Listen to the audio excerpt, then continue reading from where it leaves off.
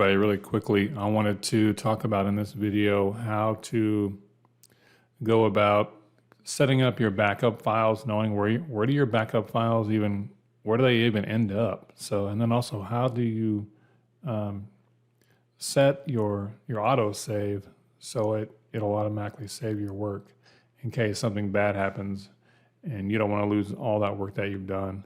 I've had that happen to me before. And yeah, it's not fun. So first of all, this is our let's say this is our floor plan here. You might have your elevations on here. You might have your electrical plan on here. So you might have a lot of information on here. So, and this is kind of a dangerous thing to do, but it is what it is for what we're doing. Because if you lose this drawing, you've lost a lot of your drawings because everything is pretty much in one file. So make sure that you have your autosave set up. So to do that, if you click on the big red A, the application menu here, and then go to options, and then look for where it says the open and save tab here. So right now you look down, you see my automatic save it's saving every 10 minutes. So if you work really slow, that's probably, you're probably not going to have a lot done in 10 minutes. I'm kidding. But for me, I would have a lot of stuff done in 10 minutes. So if I lose something and I got to go back 10 minutes previously, that could be, a whole city block by then. No, I'm kidding. I don't work that fast. But I'm going to change this to automatic save.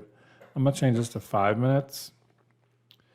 And then hit apply, hit OK. So then, whenever your file is autosaved, where does it end up in case you need to go back and kind of get that back? So again, I'm going to go up to the big red A. I'm going to go to options here, and you look and see, let's see where we can find this. We're going to look in the files tab, and then you're going to kind of move down to where you see autosave, where you see automatic save file location. If you click this plus sign next to it, that's kind of the map location of where your files are going to be auto-saved to. If you wanted to change that, you could click it. You could remove this and then add a new one. I'll just kind of leave it where it is. So just kind of know if you ever need to go back to find your previous saved work, that's a location that you would go to. So it's in the app data local template. Yeah, okay.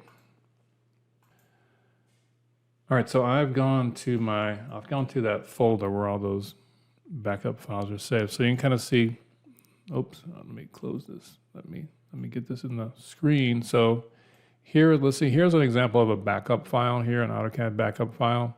So if I wanted to recover this, I would select it. I would right click on it, rename it, and then where it says BAK, you would just change that to DWG.